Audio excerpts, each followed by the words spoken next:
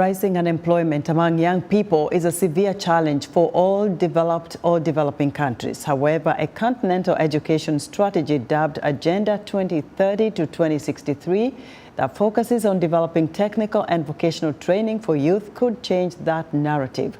VOA technology reporter Paul Ndiho has more. Well, since our last call, things have gone really well. I believe when we spoke last year, we were at the beginning stages. Now we have fully piloted our model. We've admitted about 100 trainees through two of our programs, plumbing systems design and woodwork and joinery. We were able to receive grant funding from a US-based family foundation, which was very sizable and very helpful for the work that we're doing. We were able to set up all the necessary infrastructure at the campus.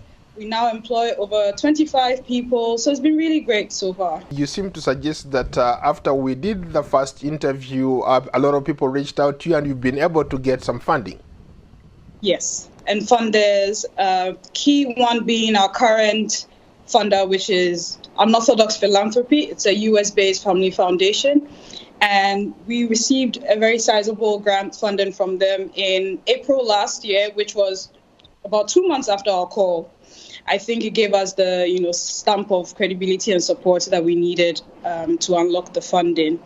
And that pretty much allowed us to do all the work that we wanted to do. Quickly, we set up all the infrastructure. Our campus is set up, has a library, it has an IT facility, it has a very well-equipped workshops for plumbing and woodwork.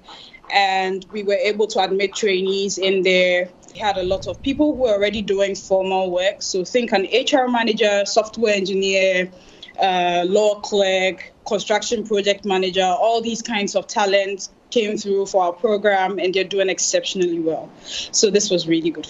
Well, on behalf of the Voice of America, I'm glad that we were able to at least have some kind of impact on your end to the extent that it helped you get some funding. Yes, it was really helpful. Thank you to everyone working behind the scenes to make this happen. We appreciate you. Thank you so much. What are some of the other things that you've been able to do since our last call? One, we introduced our main program, which was the plumbing systems design program. Now, that program, we have two options. We have a 6-month program and we have an 18-month program. So we started with a 6-month program. We partnered with the Delegation of German Industry and Commerce here in Ghana, and with their support and the support of the German government, we were able to have experts come in from Germany who helped us develop our curriculum, helped us with our training model, how to deliver the practical part of our training, because our training is actually 60% practice focused. So they do a lot of hands-on work and internships with companies. So that was very helpful. And last year, we were able to introduce that program. And then this year, we did our first graduation for that program. Very wonderful location. We've received massive industry support in terms of internships, and we're still looking for more. And then we introduced our woodwork and joinery program. So that just launched in July this year. We're hoping to do other courses. We've even started doing corporate training. Organizations have reached out to us to train their employees. So we've started doing that as well. Those are not necessarily plumbing or woodwork, but some are masonry, some are in terms of corporate culture, so ethics, occupational health and safety, etc. Are there some people who have gone through your program that are doing extremely well? Our year couldn't have gone any better because even some of our trainees during the program, they get employed. Even before they graduate, they get employment opportunities. So currently we have 4 of them who a construction company reached out to us and said, hey, I'm looking for plumbers.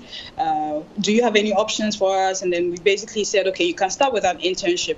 But immediately from the internship, they started paying them and are now fully employed. So we're really excited about the impact that we're doing and how we can scale this impact. And one of our key components of our training is ethics. And these guys, they did exceptionally well. They went to their work on time, wore the appropriate PPE equipment, things like that. And so at the end of their training, their apprenticeship, they actually got formal employment offer and they rejected it because the value wasn't what they thought they deserved. One of the reasons why I do what I do is to hear stories like this. This is very empowering in the sense that these are people that a lot of people don't even pay attention to. The fact that they're able to come and learn skills, life-changing skills, and they're able to give back to the community is really impressive. And thanks to you for giving them a platform to be able to do that. Brooke Thompson is the founder of the Accra-based Africa Center for Technical Training. She was speaking to VOA technology reporter Paul Ndeho.